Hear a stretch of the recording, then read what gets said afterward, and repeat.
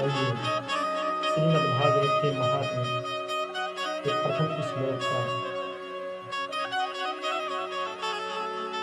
शुभारंभ करते हैं और यहीं से श्रीमद् भागवत महात्म्य का प्रारंभ होती है। प्रथम श्लोक को हम लोग बोलेंगे। सच्चिदानंद रूपाय विश्वोत्पत्त्यादि हेतवे तापत्रय विनाशाय श्री कृष्णाय वयं नमः। श्री कृष्णाय वयं सच्चिदानंद रूप भगवान का कैसा स्वरूप? कहते हैं सत्य घन चित्त घन आनंद। भगवान सच्चिदानंद स्वरूप जो सारे विश्व का पालन सृजन संहरण तीनों ये जो मूल हेतु, ऐसे सच्चिदानंद भगवान के हम चरणों में बारंबार प्रणाम करते हैं। नैमिषारण्य की भूमि पर 88,000 श्रोता विद्यमान हैं। इसमें शौनक जी प्रधान श्रोता के रूप में विद्यमान और आयु में जो छोटे हैं ऐसे श्री सूत जी महाराज व्यासपीठ पर भी। शौनक जी आयु में बड़े हैं, महान ज्ञानी और वयोवृद्ध होकर जब भगवान की कथा श्रवण करने पर बात आती है तो एकदम अनभिज्ञ हो जाते हैं। और इनकी विशेषता क्या है? कथा अमृत रस स्वाद कुशल। भगवान की कथा को पान करने में परम कुशल।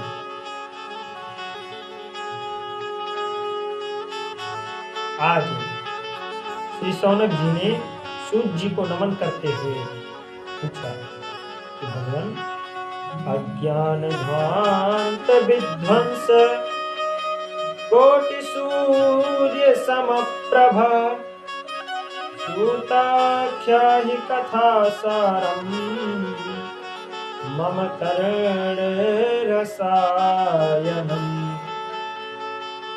हे सूत जी महाराज, जो हम लोगों के हृदय में अंधकार का घोर अंधकार, यह त्रिभुवन में जो अंधकार फैला हुआ है, उस अंधकार को तो सूर्य भगवान की किरणें नष्ट कर सकती है, लेकिन जीव के हृदय में जो अंधकार फैला हुआ है, उस अंधकार को सूर्य भगवान की किरणें नहीं नष्ट कर सकती। जीव के हृदयगत अंधकार को नष्ट करने के लिए आपके समान, आपके पास करोड़ों सूर्य के समान ज्ञान का प्रकाश है। उस ज्ञान के प्रकाश में से एक किरण हम सबके हृदय पटल पर डाल दीजिए, जिससे हमारा अज्ञान तिमिर ध्वस्त हो जाए। हम यह जानना चाहते हैं कि लोग भक्ति ज्ञान और वैराग्य को बढ़ावा देने के लिए क्या करते हैं। ऐसा कौन सा कार्य किया जाए जिससे माया मोह का निवारण हो जाए। देखिए महाराज, अब तो घोर कलयुग आ गया, लोगों की आसुरी वृत्ति हो गई है। उस आसुरी वृत्ति से कैसे बचा जाए? हर प्राणी क्लेश से आक्रांत है। ऐसे प्राणियों का कैसे कल्याण होगा?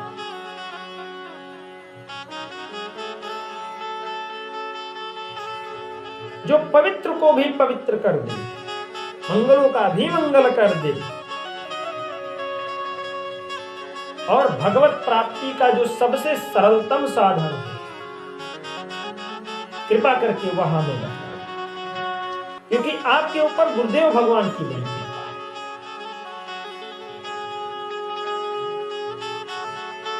यदि किसी व्यक्ति को चिंतामणि मिल जाए तो वो जिस वस्तु का चिंतन करेगा वो वस्तु उसके सामने प्रकट हो जाएगी। यदि कोई कल्प वृक्ष के नीचे खड़ा होकर किसी चीज की कल्पना करे, कामना करे, तो वो तत्क्षण उसके सामने प्रकट हो जाएगी, चाहे वो स्वर्ग की संपत्ति हो। लेकिन कल्प वृक्ष और चिंतामणि का यह सामर्थ्य नहीं कि वो भगवत साक्षात्कार करा दे या भगवान से मिला दे। ये तो केवल गुरुदेव भगवान की वाणी है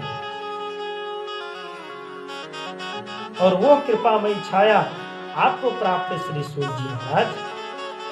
चिंतामणि लोक सुखम सुरद्रुः स्वर्ग संपदम गयच्छति गुरु प्रीतो वैकुंठं योगे दुर्लभम।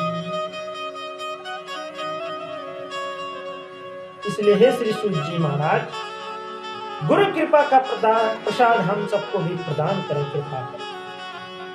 सूत जी महाराज प्रसन्न हो गए और बोले, प्रमुदित होकर बोले, हे सौनकादि ऋषियों,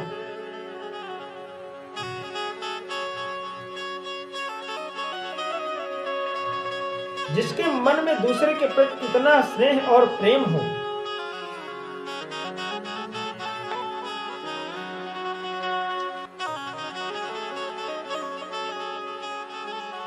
तो हम तुम्हें समस्त शास्त्रों का सार ही सुनाने जा रहे हैं और सावधान होकर सुनो। जब कोई व्यक्ति किसी को कोई बहुमूल्य चीज देता है तो लेने वाले को सावधान कर देता है, जड़ से संभाल कर रखिए, क्योंकि आजकल सावधानी बहुत जरूरी है। इसी तरह एक कथा हम लोग को एकदम सावधान होकर सुनना चाहिए। एक कान से सुना एक कान से निकाल दिया, ऐसे कथा नहीं सुननी। कथा सुनने के लिए एकाग्र होना चाहिए, मन में हरि का भास होना चाहिए, हृदय में। कथा सुनते वक्त एकदम दुनिया को भूल जाना चाहिए। उस समय ऐसा लगे कि केवल मेरा एक ही कनेक्शन है, वो है मेरे नारायण से। इसलिए सूत जी ने सौनकादिक ऋषियों को सावधान कर दिया। सूत जी कहते हैं, ऋषियों, संसार में सबसे बड़ा डर काय का? मरने का। मृत्यु हर प्राणी को आक्रांत रखती है और इसका नाम ही है मृत्यु लोक। जो आया है उसका जाना सुनिश्चित है। संसरती इत संसार, ये सरकता रहता है, खिसकता रहता है, किसी के रोकने से भी रुकता नहीं है। और जब हमारे ना चाहने से संसार सरक जाता है तो हमें दुख होता है।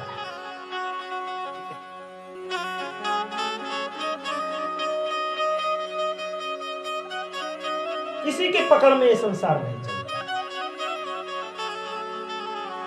ये इंसान के संसार पकड़ में चलने लगे, ये संसार चलने लगे तो हमें लगता है कि इंसान मरना ही न चाहे, कोई मृत्यु को ही नहीं चाहेगा।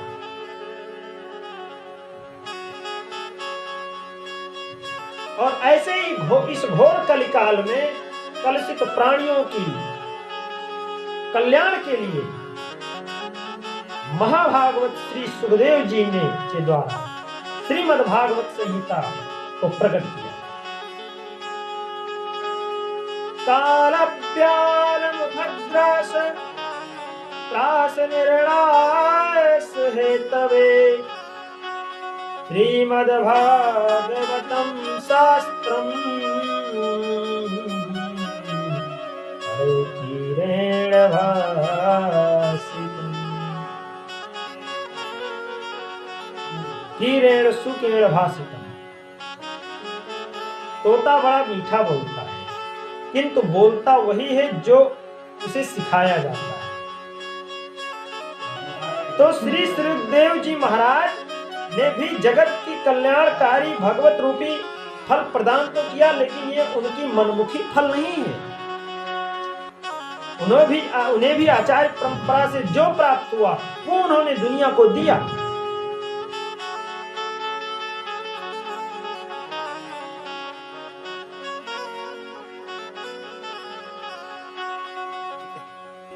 जब परीक्षित जी के सामने मृत्यु का भय उपस्थित हुआ, 7 दिन में सुनिश्चित है मरना, अपने कल्याण का मार्ग खोजने लगे, उसी समय श्री सुखदेव जी ने श्रीमद् भागवत संहिता के द्वारा परीक्षित का भय मुक्त कर दिया। ऋषियों, जैसे ही गंगा के तट पर सुखदेव जी प्रवचन करने आए, देवताओं को पता चल गया। सारे देवता सुधा कुंभम गृहीत्वा देवास्तत्र समागमन, अमृत का कलश लाकर सुखदेव जी के सामने रख दिया और बोले, महाराज, मुझे जैसे पता चला कि परीक्षित को मृत्यु का भय सता रही है, तुरंत मैं अमृत ले आया। आप ये अमृत परीक्षित को पिला दीजिए, जिससे परीक्षित मृत्यु के भय से मुक्त हो जाएंगे, और आप जो उनको इसके बदले में कथामृत पिलाने वाले हैं, वो कथामृत हम सभी देवताओं को पिला देंगे।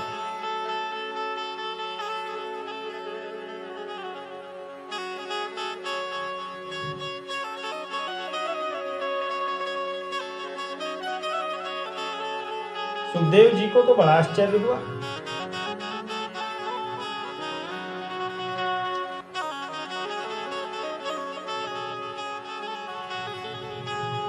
सुखदेव जी हंसते हुए बोले, अरे ठगियाओं, मैं तुम्हारे आते ही समझ गया था कि कुछ ना कुछ गड़बड़ है। तुम बड़े स्वार्थी हो। दधीच बाबा को दंडवत करने गए तो उनकी हड्डियां ही मांगी।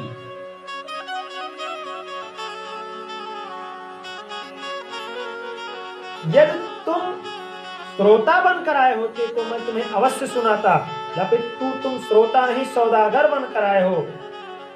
सौदागर नहीं, महाठग, महाठगिया।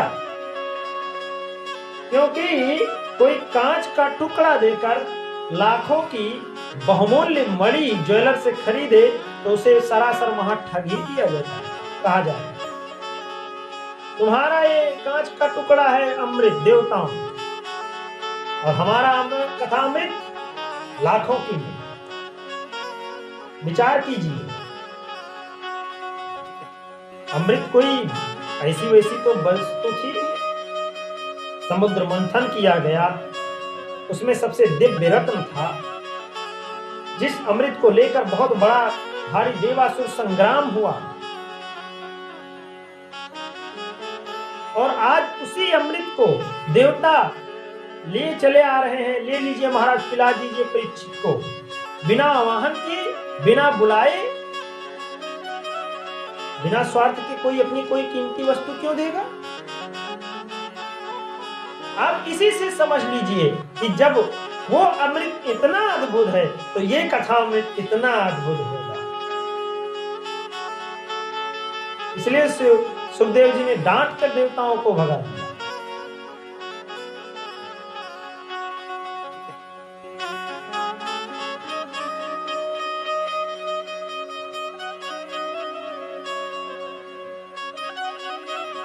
डांट कर भगा दिया। जब देवताओं को सुखदेव जी ने डांट कर भगा दिया तो देवता ब्रह्मा जी की शरण में गए।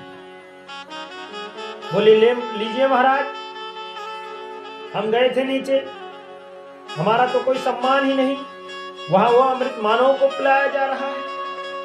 ब्रह्मा जी ने कहा, अच्छा सुनो, 7 दिन कथा सुनने के बाद देखो परीक्षित का परिणाम क्या होता है। तो 7 दिन कथा पान करने के बाद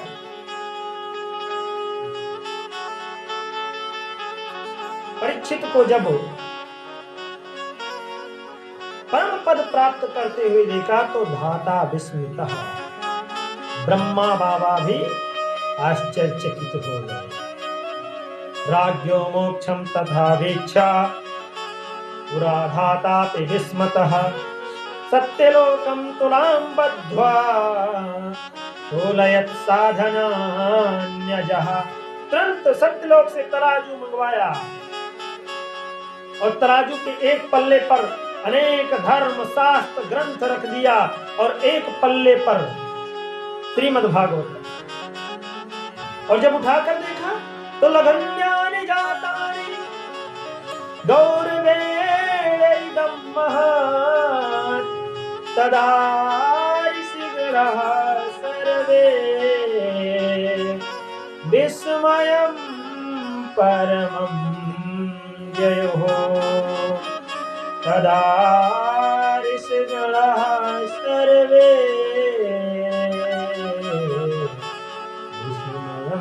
परमं जयोः। महान आश्चर्यचकित रह गए सभी देवता और महान, क्योंकि अन्य शास्त्रों के उसमें एकदम पल्ला लगा। देवताओं ने घोषणा कर दी, मनिरे भगवद्रूपम शास्त्रम भागवतम कलौ।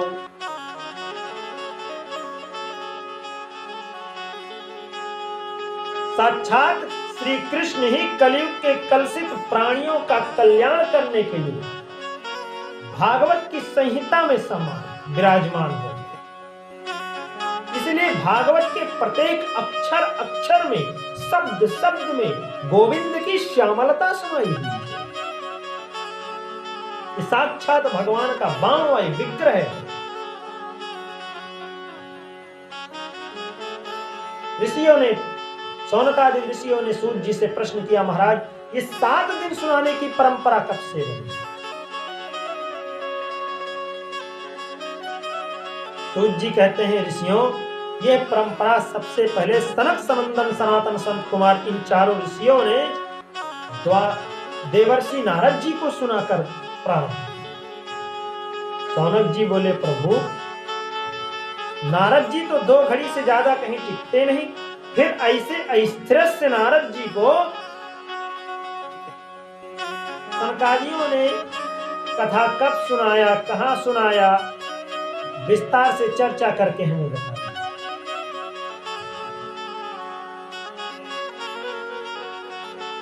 सूत जी ने बतलाई।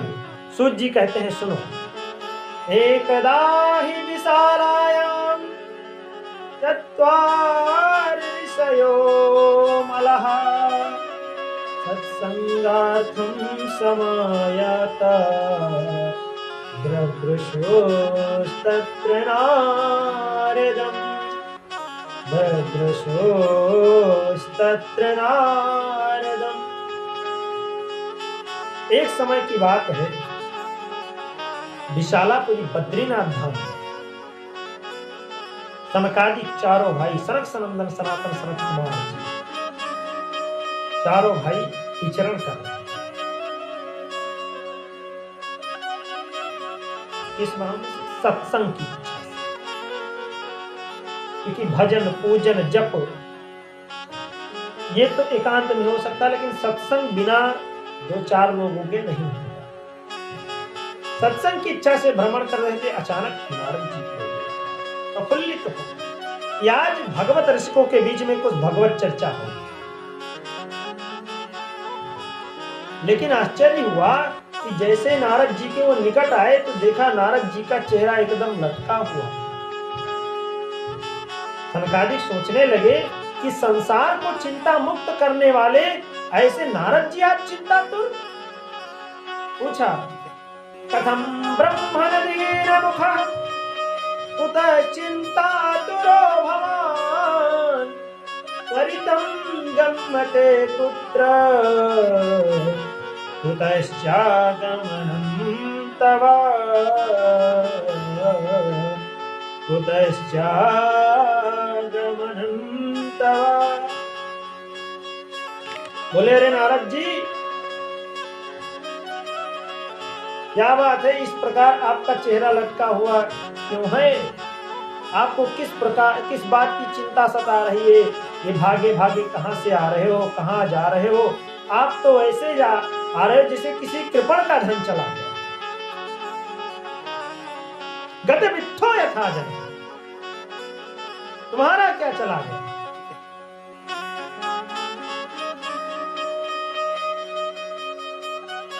क्योंकि जो धन छीन लिया जाए, संत महापुरुष ऐसे धन को अपना धन नहीं मानते। और संतों का जो धन अपना धन है, उसे संसार में कोई छीन नहीं सकता। और संतों का धन क्या है? हमारो धन राधा श्री राधा श्री राधा, हमारो धन राधा श्री राधा श्री राधा, परम धन राधा श्री राधा श्री राधा, परम धन राधा राधा राधा राधा राधा, हमारो धन राधा श्री राधा श्री राधा।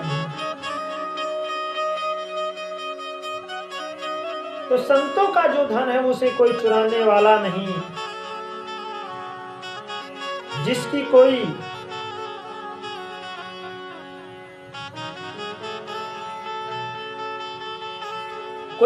किसी प्रकार की चिंता करने की आवश्यकता नहीं। फिर नारद जी, तुम ऐसे बीत राग महापुरुष संग होकर, मुक्त संग होकर इस दुनिया में जिसने आपने अपने लिए एक झोपड़ी भी नहीं बनाई, तो ऐसे रमते राम होकर के आपको चिंता क्यों सता है?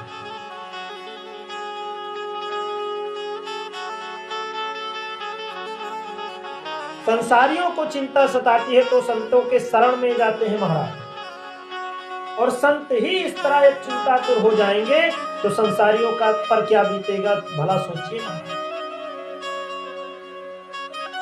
नोचितम बदकाल, कोई चिंता मत कीजिए। समस्या क्या है वो आप हमें बताइए। जब नारद जी तब नारद जी ने अपने चारों अग्रजों को प्रणाम करते हुए अपनी समस्या रखी। भैया सुनिए, मैं संसार में सत्संग की इच्छा से घूमता कि भगवत रसिकों के बीच में बैठकर कुछ भगवत चर्चा करूं, सुनो। पर इस संसार में मैं सर्वत्र घूमा महाराज। मैंने सारे तीर्थों में परिभ्रमण कर लिया, किसी तीर्थ को नहीं छोड़ा। पुष्करम चा प्रयागम चा काशीम गोदावरीम तथा हरिक्षेत्रम कुरुक्षेत्रम श्रीरंगम सेतुबंधनम एवमादेषु तीर्थेषु भ्रममाणैतस्ततः। इस भूमंडल में मुझे किसी भी जगह पर शांति नहीं मिली। मैंने सोचा चलो अब संतों के पास चला जाए, संभवतः संत के यहाँ शांति मिले। पर मैंने क्या देखा, पाखंड निरताः संतः, संत भी पाखंड प्रायण होते जा रहे हैं। पाखंड का अर्थ क्या है? पापस्य खंडः पाखंडः, पाखंड का ही एक जो अर्थ।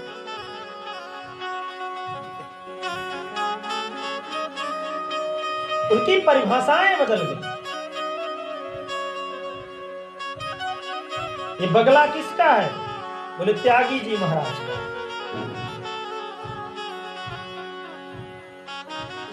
और ये बच्चे किसके हैं? बोले ब्रह्मचारी जी महाराज के। और इतना हो शोर कहां हो रहा है, हल्ला? बोले मौनी बाबा के आस। बड़ी स्थिति विचित्र मैंने। तपसी धनवंत दरिद्र गृह, कलिकौतुक जात न तात कही। पहले संत महात्मा जो जितना विरक्त होता था वो उतना ही महान माना। आज जितना संपन्न है, जितना वैभववान है, वो उतना ही महान माना जाता है। मैंने कहा चलो छोड़ो, गृहस्थों को ही देख लेता। शायद गृहस्थों में सत्संग करने की इच्छा हो, पर वहां भी विडंबना। वहां क्या महाराज, तरुणी प्रभुतागे श्याल को बुद्धिदाय कहा, कन्या विक्रयणु लोभाम दंपती नाम च कल्पनम। मैंने देखा महाराज कि गृहस्थों के यहाँ माता पिता की सेवा तब तक जब तक माता पिता ने तिजोरी की चाबी नहीं सौंपी तब तक। जैसे ही सर्वाधिकार प्राप्त हुआ सो देवी जी का चलावा चला, फिर या तो माता पिता की खटिया खेत में या तो किसी तीर्थ स्थान। और यदि माता पिता जबरदस्ती घर में रह भी जाएं तो उनसे किसी प्रकार का कोई सूद सलाह नहीं मिलाया जाएगा। सलाह के लिए किसको बुलाया जाएगा? बोले ससुराल से साले साहब को बुलाया जाएगा।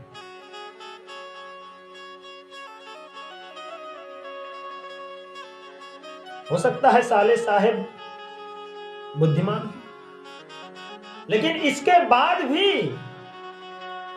आए दिन पति पत्नी में रोज महाभारत दिन प्रतिदिन, ये सब देख देख के मेरा मन अशांत हो गया।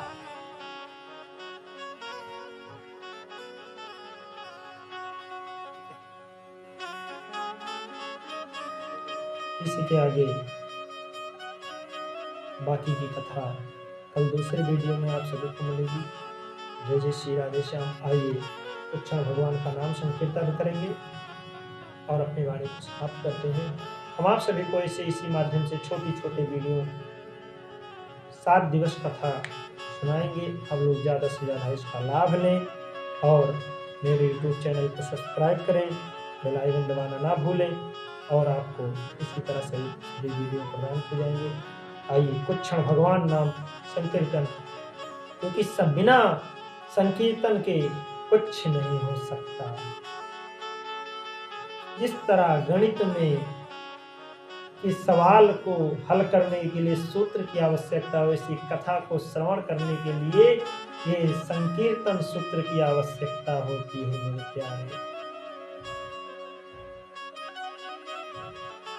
इसलिए आइए कुछ भगवान के नाम में जय सिया राम, जय जय सिया राम, जय सिया राम, जय जय सिया राम, जय सिया राम, जय जय सिया राम, जय सिया राम, जय जय सिया राम, जय सिया राम, जय जय सिया राम, जय सिया राम, जय जय सिया राम, जय सिया राम, जय जय सिया राम, जय सिया राम, जय जय सिया राम, जय सिया राम, जय जय सिया राम, जय सिया राम, जय जय सिया राम। बोले वृंदावन बिहारी लाल की जय, द्वारिकाधीश भगवान की जय।